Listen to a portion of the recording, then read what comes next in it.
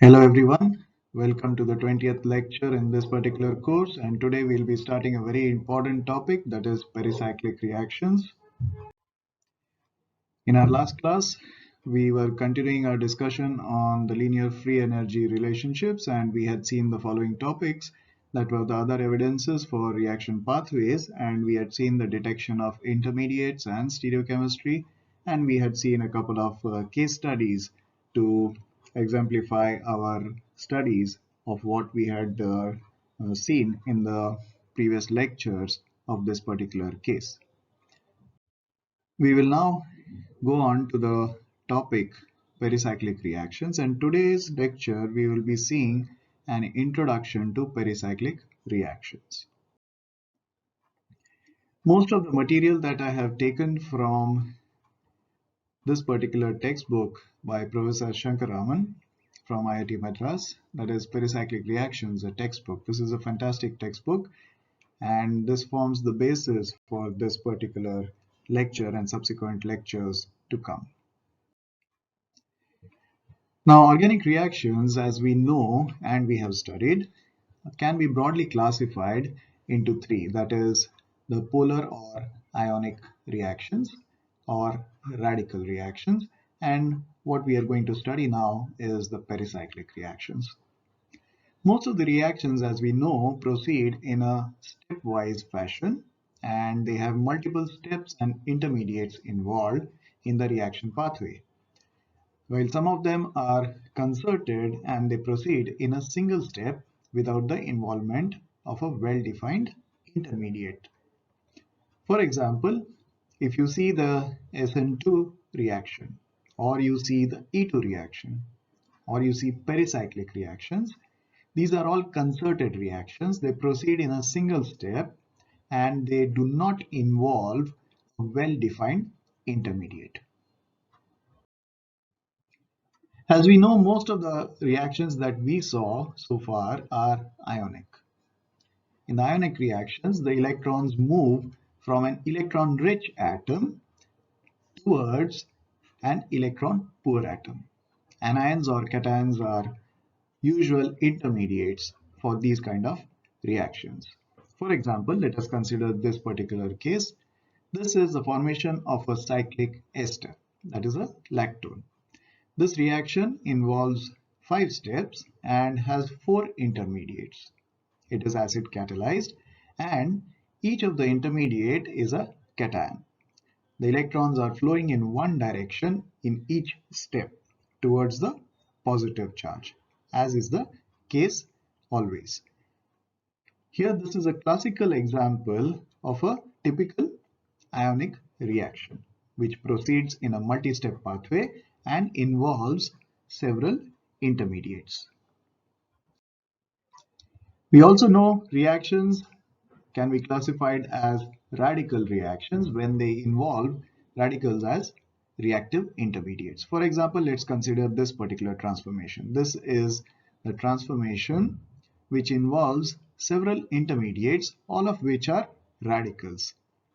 In the first step of the transformation, tributyl tin hydride is converted to tributyl tin, the stanyl radical, using azobis isobutyronitrile. This radical then interacts with the alkyl iodide, generating tributyl tin iodide and the alkyl radical. The alkyl radical then adds on to the olefin in a conjugate fashion, generating another alkyl radical which is quite stabilized as compared to the R radical. This then picks up an H from another molecule of tributyl tin hydride, giving you this product, and the tributyl tin radical is regenerated for the next cycle. So this is called as the initiation step and this is called as the propagation step. Any step in which two radicals combine will be the termination step. There are some reactions which will involve radicals as well as ions. For example, let us see the synthesis of pinacol from acetone. This involves a radical anion. In the first step, magnesium gives electrons to this particular species, which is the acceptor species, generating a radical anion intermediate. This then combines with another species in a radical dimerization type of reactions brought together by the magnesium cation, resulting in the formation of a new CC bond. This is then quenched in protic medium to give you this particular diol. This diol is typically called as a pinacol. So this is another class of reactions which involves a radical and a anion. Similar to this, there can be reactions which involve radical and cations. So what are pericyclic reactions? Pericyclic reactions are characterized by the following. These are essentially concerted reactions that proceed necessarily by a cyclic transition state.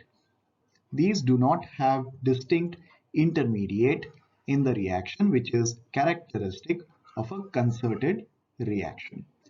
The bond forming and bond breaking steps are simultaneously, but they are not necessarily synchronous. This is very important. Initially, these reactions were termed as no mechanism reactions because it was thought that there is no mechanism involved in these kind of transformations. For example, let us see the typical Diels-Alder reaction of butadiene with maleic anhydride. This involves a cyclic transition state. It has 6 delocalized pi electrons, a kind of an aromatic transition state, and is highly stereospecific, leads to a cycloadduct of this kind. A typical energy profile diagram for a pericyclic reaction looks somewhat like this. The reactants and the products not necessarily have to be in lower energy than the reactants, okay? But what is important is that the transition state is a cyclic transition state, and most importantly, the entropy of activation is always negative because the demand of the transition state, as we can see, is a highly ordered transition state. Therefore, pericyclic reactions are characterized by a large negative entropy of activation. Like I mentioned earlier, a pericyclic reaction is characterized as a change in bonding relationship that takes place as a continuous concerted reorganization of electrons.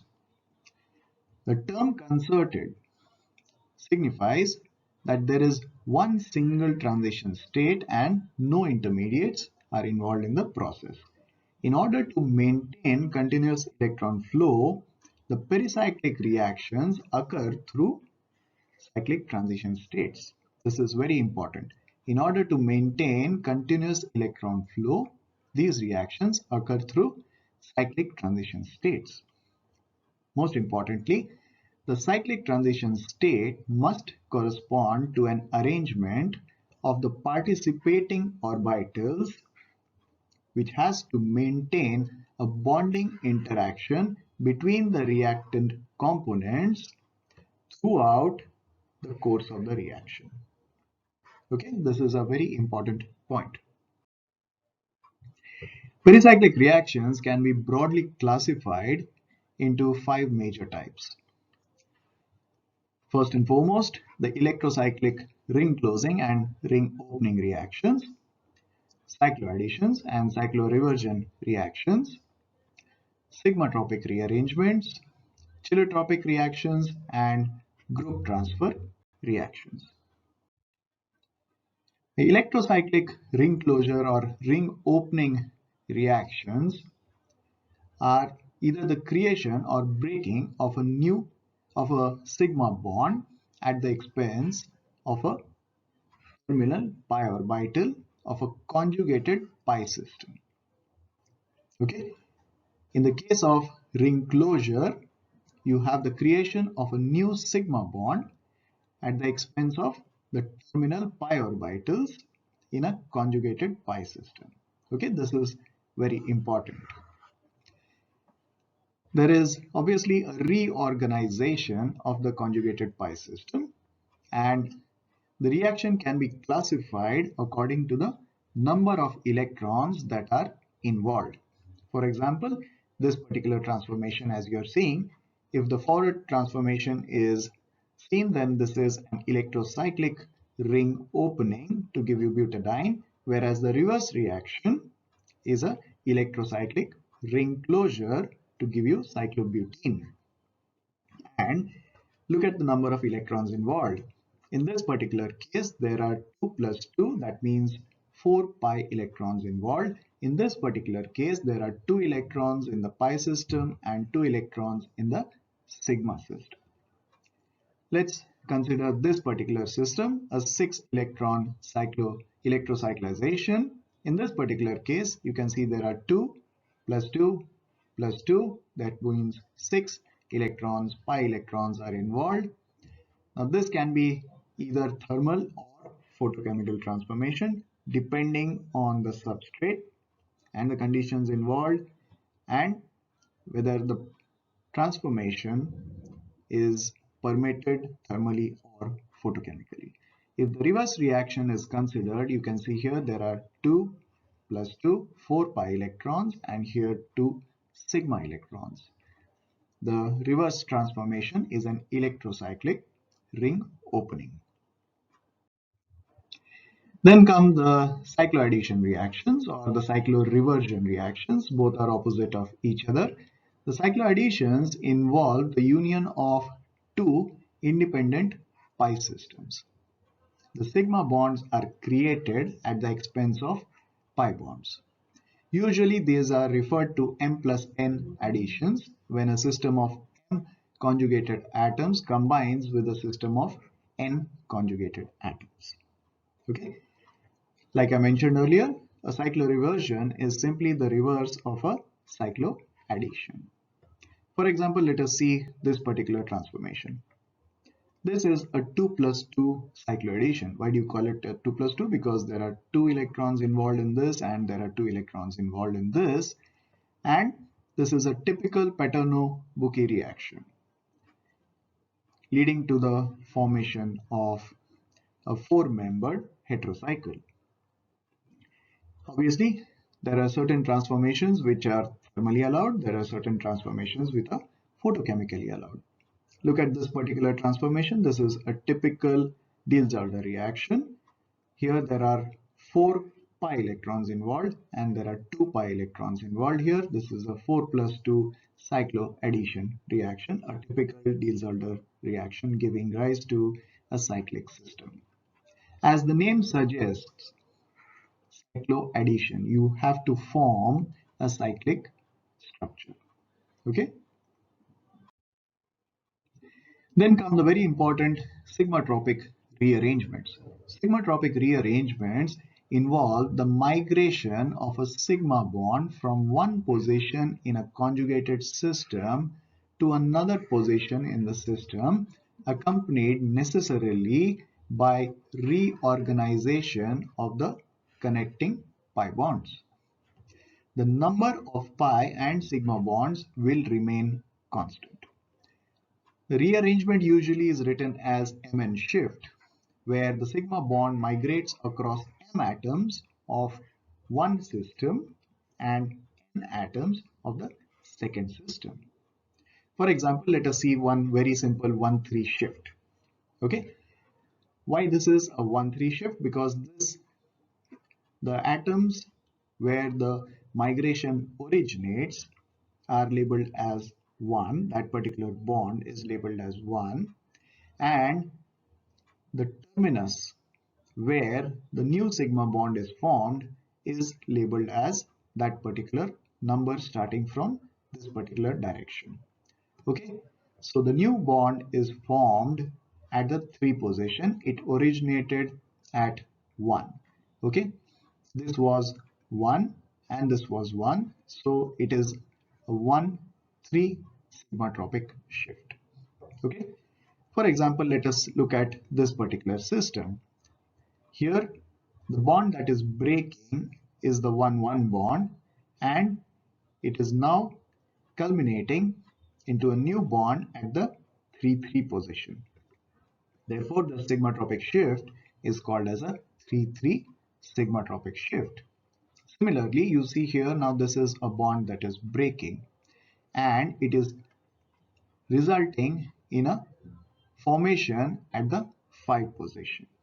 Okay, you may say that you can consider this as the 2 position, but that will not be correct. We will see why.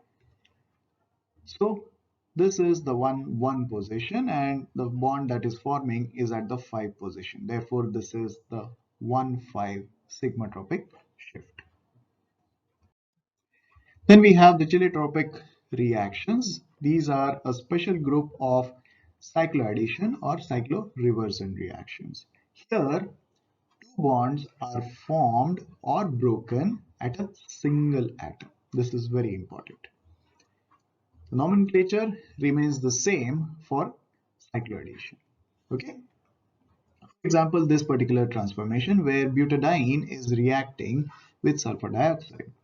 This is a 4+1 cycloaddition where you are seeing there are 4 atoms involved here and 1 atom involved here, and this is resulting in a 5-membered ring system. Again here, butadiene reacting with carbon monoxide resulting in a 5-membered ring system. This particular carbene reacting with the olefin giving you a cyclopropane. So it is a 2+1 cheletropic reaction. Then come the final class of pericyclic reactions, the group transfer reactions. The group transfer reactions, one or more groups of atoms get transferred to the second reaction partner in a concerted manner. This is very important. For example, look at this particular transformation.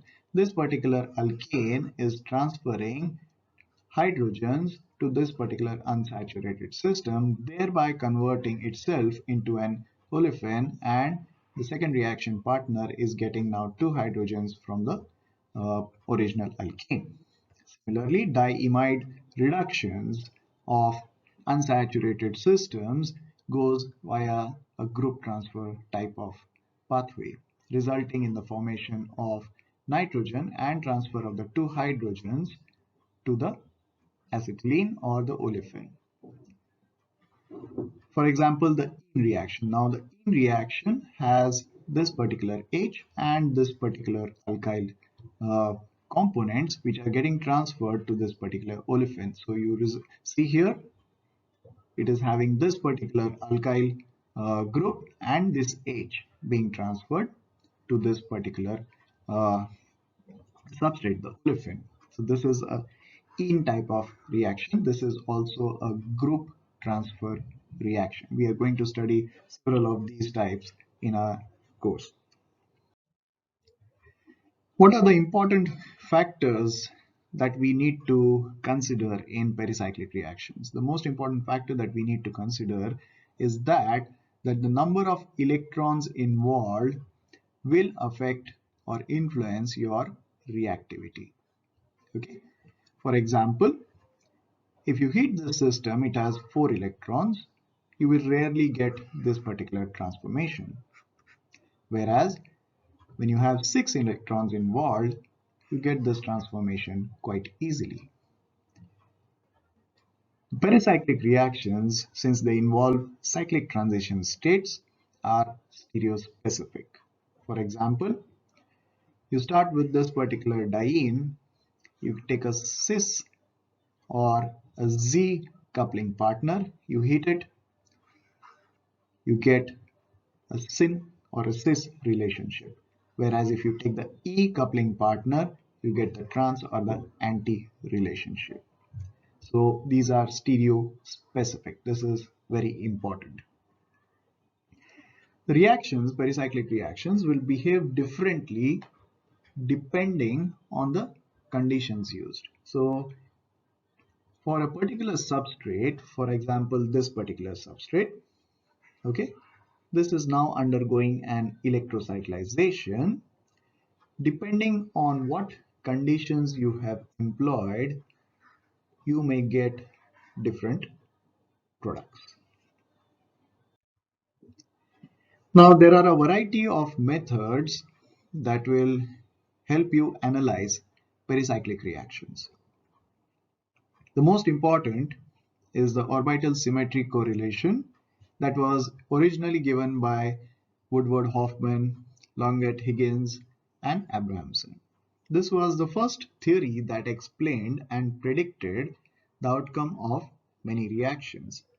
And these use correlation diagrams. We are going to see several of these. Then comes the frontier molecular orbital interactions, which was developed by Woodward Hoffman and Fukui.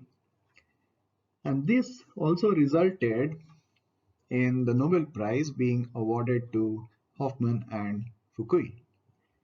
By the time the Nobel Prize was awarded, Professor Woodward had passed away, and unfortunately he couldn't receive, or he was not awarded, his second Nobel Prize. The frontier molecular orbital interactions method is much easier to use than the previous one, that is the orbital symmetry arguments. And here we will use the HOMO-LUMO interactions. We'll see how. The third one is developed by Dewar and Zimmerman, which employs the transition state aromaticity. This is one of the easiest to apply for all reaction types, but it's not that easy to understand why it is valid. So one has to invoke aromatic or anti-aromatic transition states to understand this particular methodology. Now, the Woodward-Hoffman rules are a set of rules which predict the permissibility or otherwise of pericyclic reactions, which can be carried out under thermal or photochemical reaction conditions using any of the methods that we had seen in the previous slide. For this, we need to understand the molecular orbitals of conjugated Pauling systems and their symmetry properties, which is necessary to apply any of the methods that we have seen on the previous slides. For this, we need to understand the construction of molecular orbitals, especially of pi systems. Now, in order to understand molecular orbitals, we need to go back to the basics. We know that molecular orbitals are formed by the interaction of atomic orbitals. Using the method of LCAO, that is the linear combination of atomic orbitals, we can generate a set of molecular orbitals from a given set of atomic orbitals. The interaction of two atomic orbitals will lead to the formation of two molecular orbitals. And we know that half of them will be bonding molecular orbitals, which are of lower energy than the individual atomic orbital, and the antibonding molecular orbital, which will be of higher energy than the individual atomic orbital. The bonding orbital will be formed by symmetric combination, whereas the antibonding orbital will be formed by the antisymmetric combination of the atomic orbitals. In the case of the bonding molecular orbital, the electron density in the internuclear region is enhanced, and therefore this orbital is more stable, that is, it is lower in energy, whereas in the antibonding molecular orbital, the electron density in the internuclear region is reduced, and therefore this is less stable, that means it is higher in energy. We also know that the plane that bisects the antibonding orbital, that is this plane, it is called as the nodal plane. It is characterized by zero probability of finding an electron at the center of the bond. Now in pericyclic reactions, we will deal with the formation and breaking of the CC sigma and pi bonds and CH sigma bonds. Therefore, we need to understand the formation and symmetry properties of these orbitals to understand our pericyclic reactions. The CH sigma bond, as we know, is formed by the interaction of either the p orbital or one of the hybridized orbitals of carbon with a 1s orbital of hydrogen. The interaction will lead to the formation of a bonding and an antibonding molecular orbital, right? And a CC sigma bond is formed by the interaction of either the p orbital or one of the hybridized orbitals on each of the carbon atoms. The interaction will take place along the axis of the orbital and will lead to a bonding and an antibonding sigma molecular orbital. Okay, as you can see in this particular diagram, this is your sigma bonding orbital. In this particular case, we have not shown the sigma antibonding orbital. The CC pi bond is formed by the interaction of the p orbital on each of the carbon atoms, which is not along the axis of the orbital, which is the pz axis, but it is lateral, as you can see in this particular diagram. The interaction of the p orbitals in this particular mode will generate a pi bonding and a pi star antibonding molecular orbital. So you can either represent these in a delocalized form, that is this particular form, or a localized form. Okay. Now it is much easier to use this particular form throughout our classes. Okay. What is more important here is that this is the nodal plane between the two atoms. Okay. Now, if you summarize this, then there are certain points that we should always keep in mind is that the atomic orbitals will lead to bonding molecular orbitals and it will be stable only if the overlap integral is positive. If there are 2n atomic orbitals, then the interaction of these will lead to the formation of 2n molecular orbitals. That means n bonding and n antibonding orbitals. The bonding molecular orbital is always more stable than the lower energy orbital of the starting atomic orbitals. That means if this is your pi bonding orbital, it will be lower in energy than your original p orbital. Whereas the anti-bonding molecular orbital will always be higher in energy than the higher energy orbital of the starting atomic orbital. Now the bonding orbital is stabilized less than the anti-bonding orbital is destabilized. Okay, so it's not necessary always that the energy gap between the two will be equal when compared to your starting orbitals. Okay, all right, and we know that in this particular point is the non-bonding point. Okay,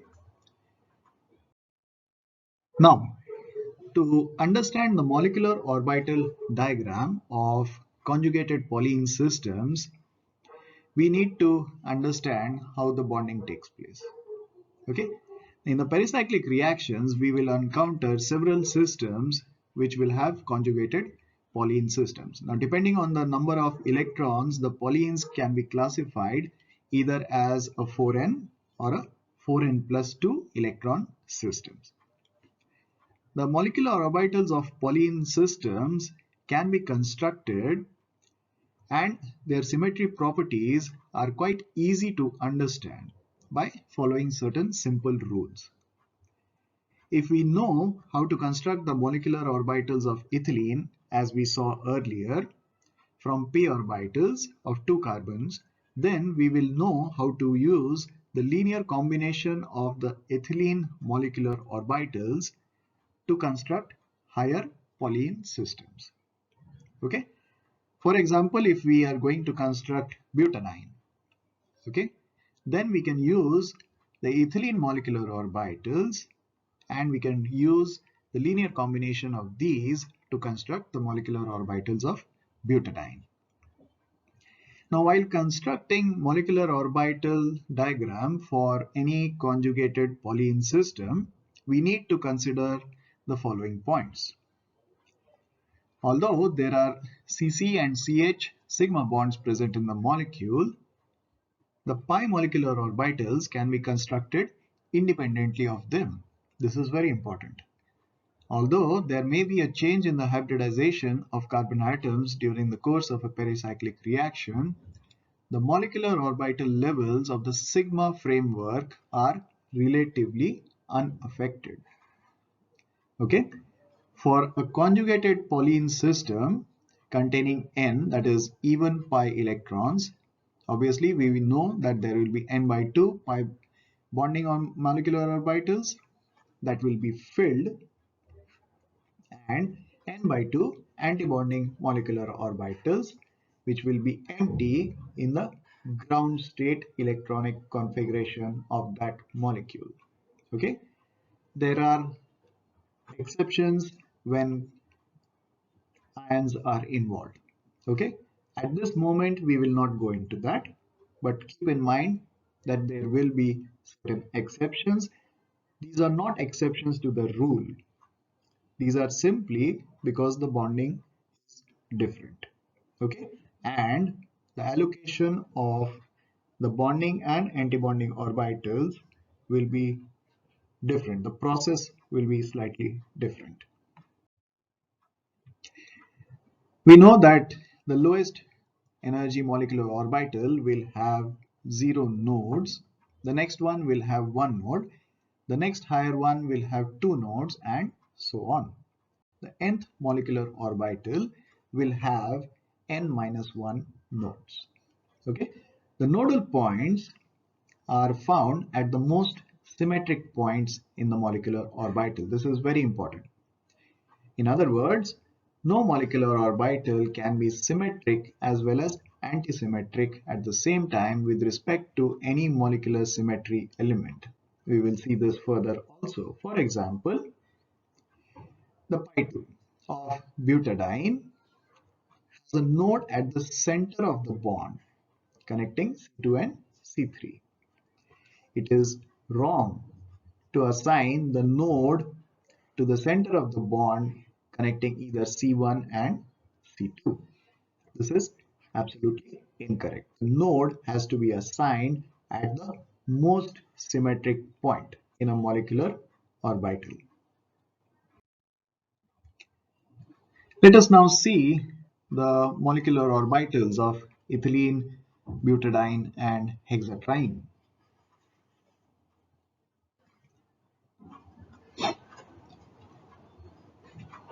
One can use the psi1, psi2, and psi3 denotions also instead of pi1, pi2, and pi3.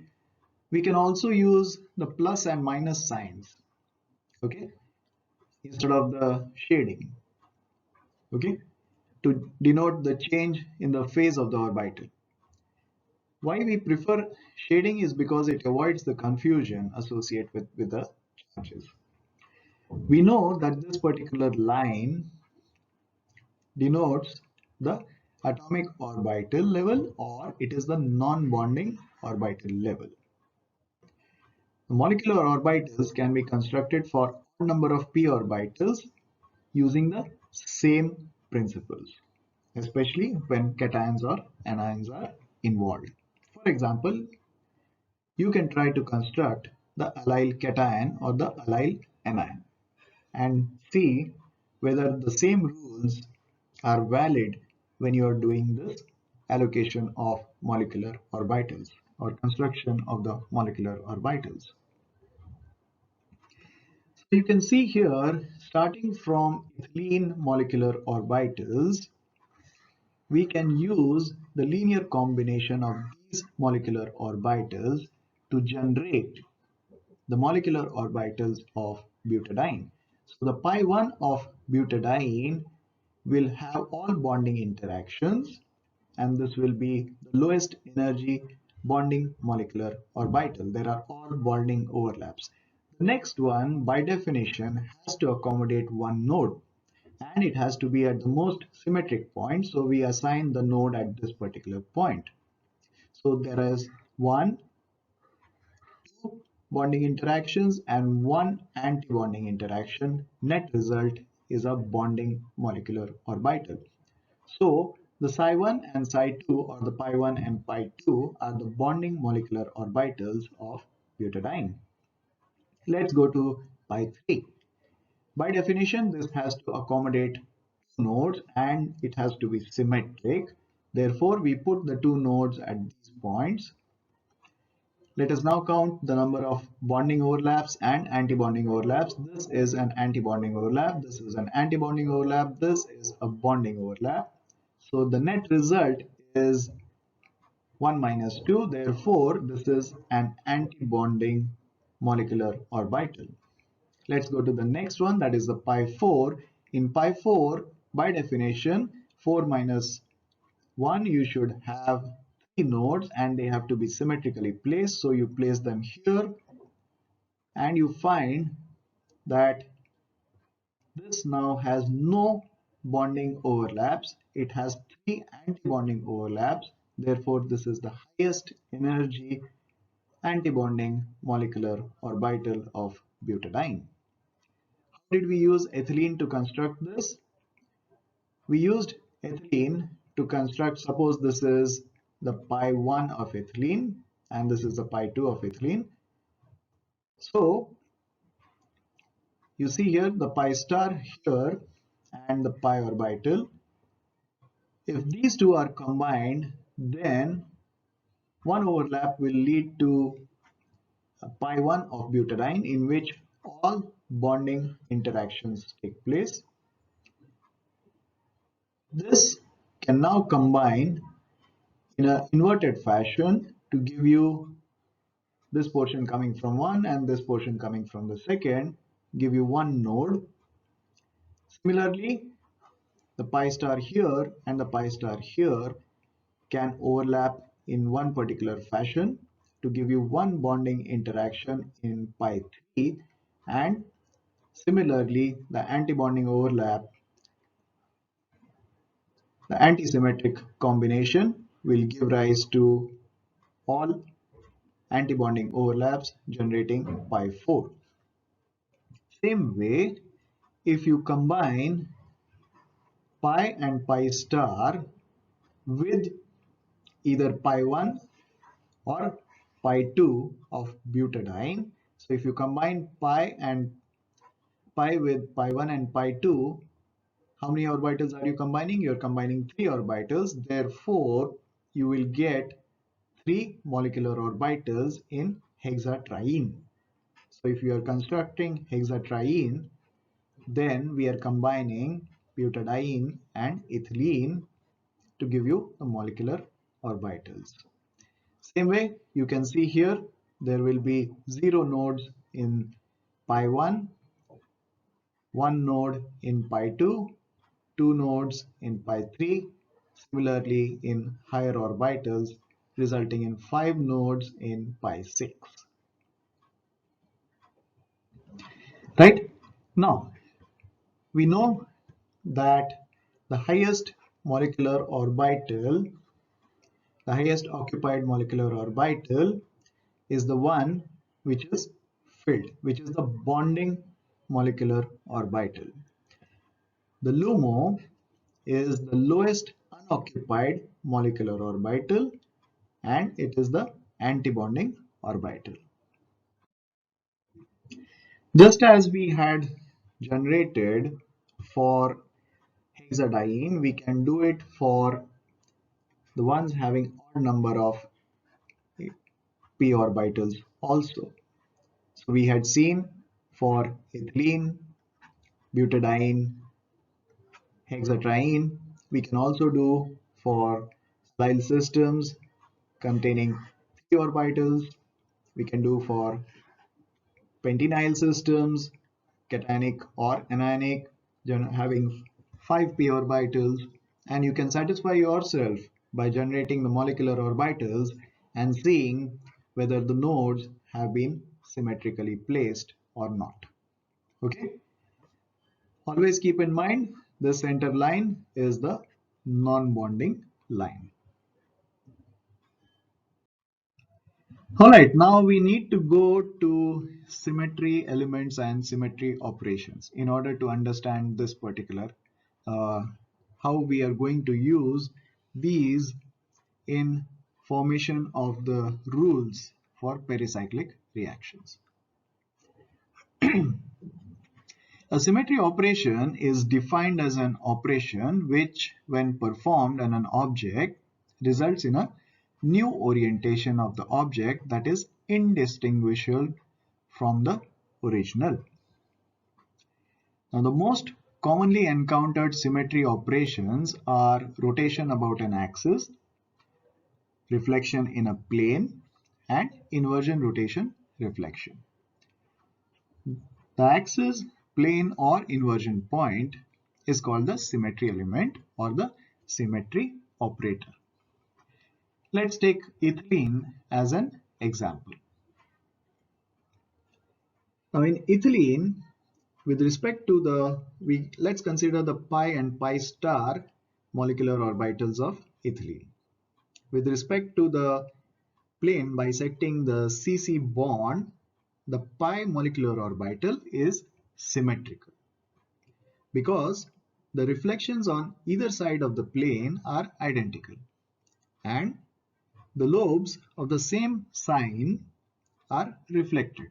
You can see in this particular diagram. Whereas the pi star molecular orbital is antisymmetrical because its reflection with respect to the plane gives lobes of opposite signs or shades. Let us consider now the C2 symmetry axis, which is lying in the plane of the molecule passing through the center of the CC bond. It is now perpendicular to the pi orbitals. With respect to this axis of symmetry, the pi molecular orbitals, you can see they are antisymmetrical, whereas the pi star molecular orbitals are now C2 symmetrical. In this method, the molecular orbitals corresponding to the bonds being formed and broken during the reaction, they will be considered. Okay, their symmetry properties with respect to the elements of symmetry that are present throughout the course of the reaction are identified. We saw the symmetry elements on the previous slide.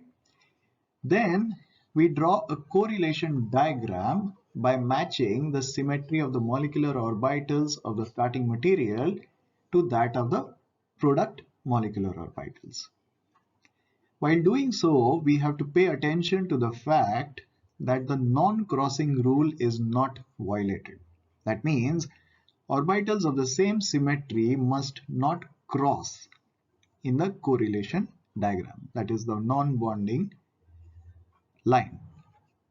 If the symmetry of the molecular orbitals of the starting material in the ground state electronic configuration is correlated, this is very important, with that of the product in the ground state, then the reaction will be thermally allowed.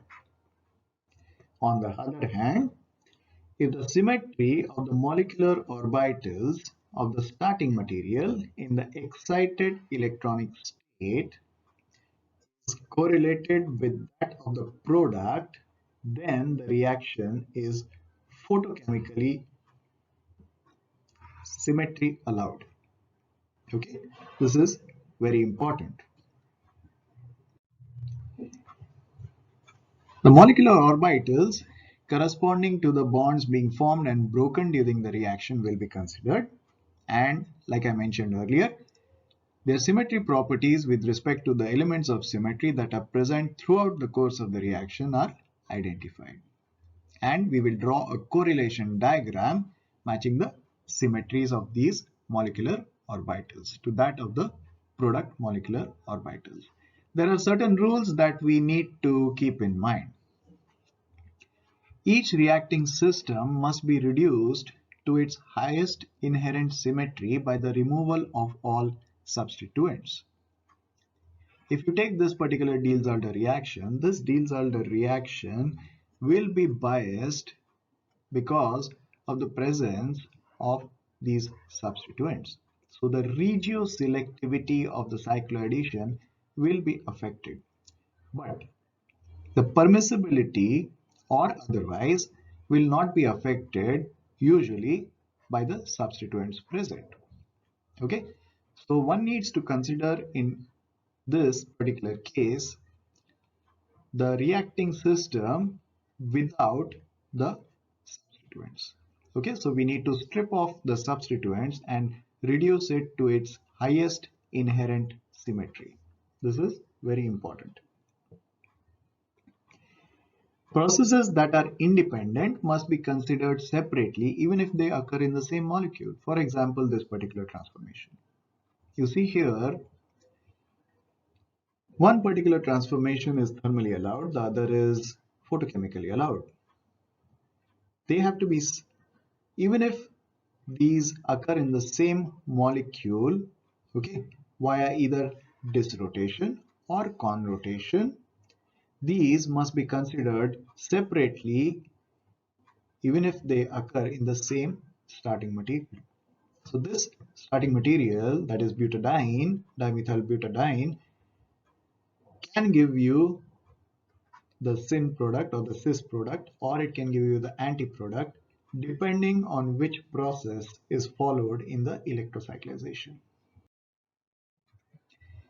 Another rule is that symmetry element that is used for the analysis must bisect the bonds that are either made or broken during the reaction.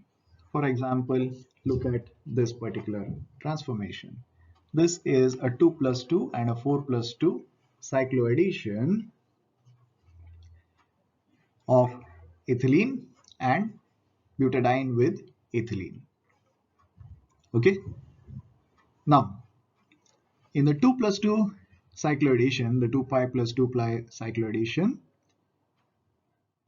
okay, we are considering superficial mode, and the planes that bisect the pi bonds and newly formed sigma bonds in the cyclobutene, they will constitute the symmetry planes.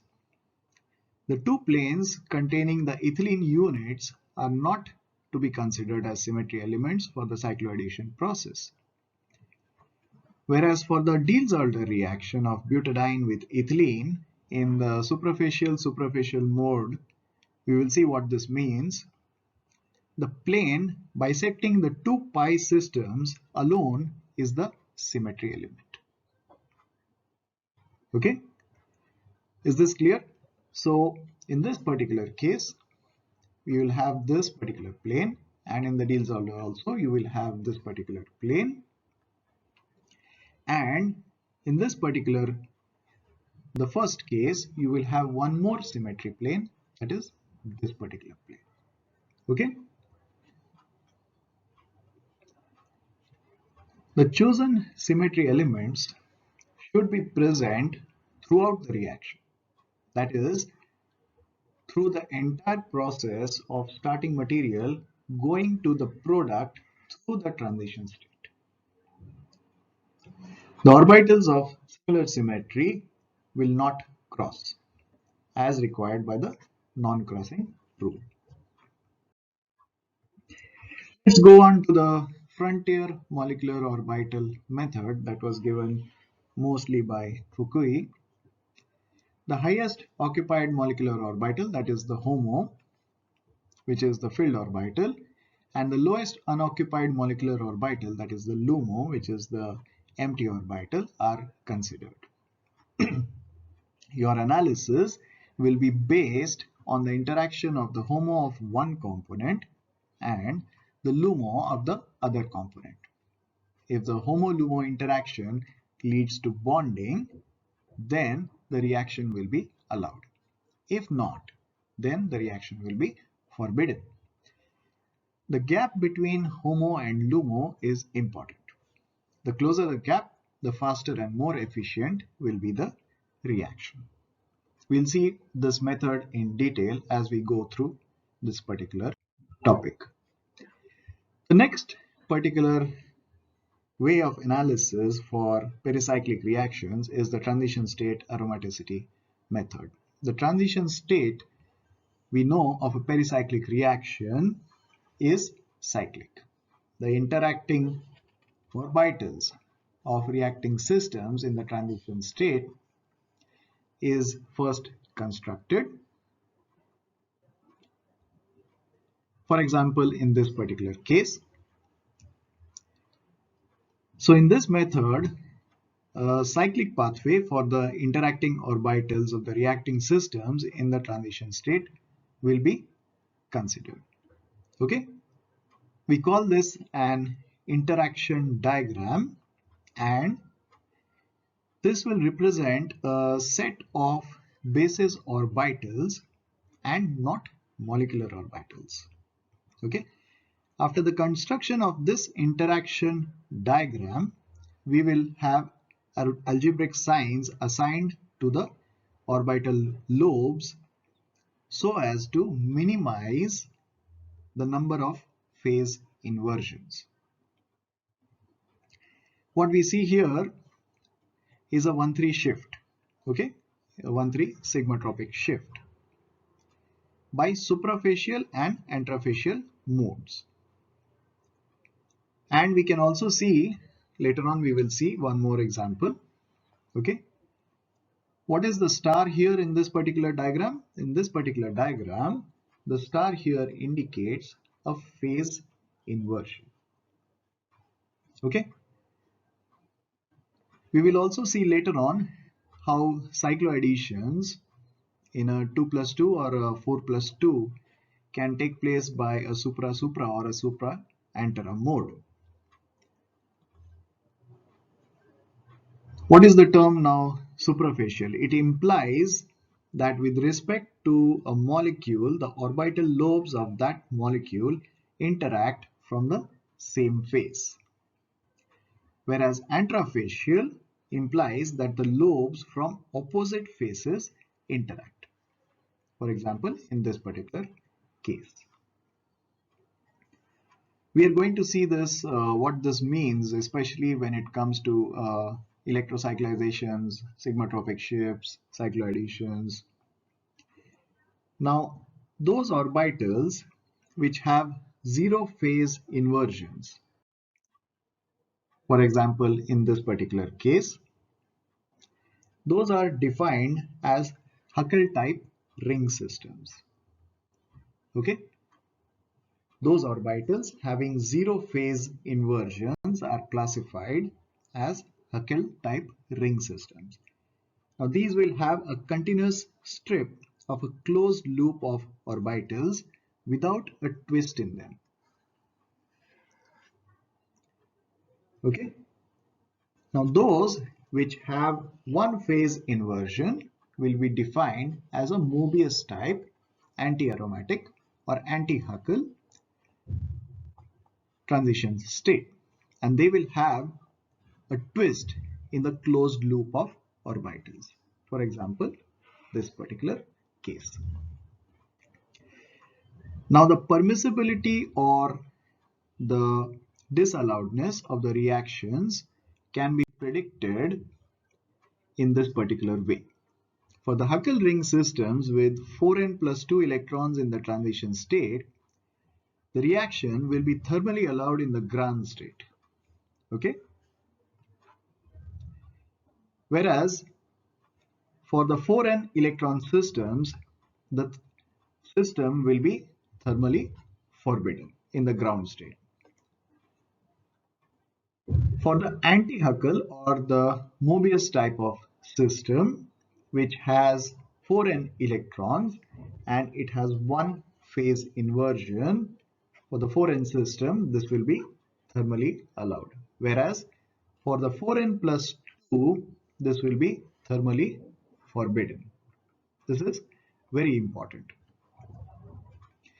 According to this Dewar and Zimmermann uh, classification, the basic criteria for deciding whether the process is allowed or forbidden depends on the stabilization or the destabilization of the cyclic transition state in comparison with the open chain system. The aromatic or the anti-aromatic character of the ground state will decide whether it is stabilized or destabilized system, which in turn will be decided by the number of electrons in the system.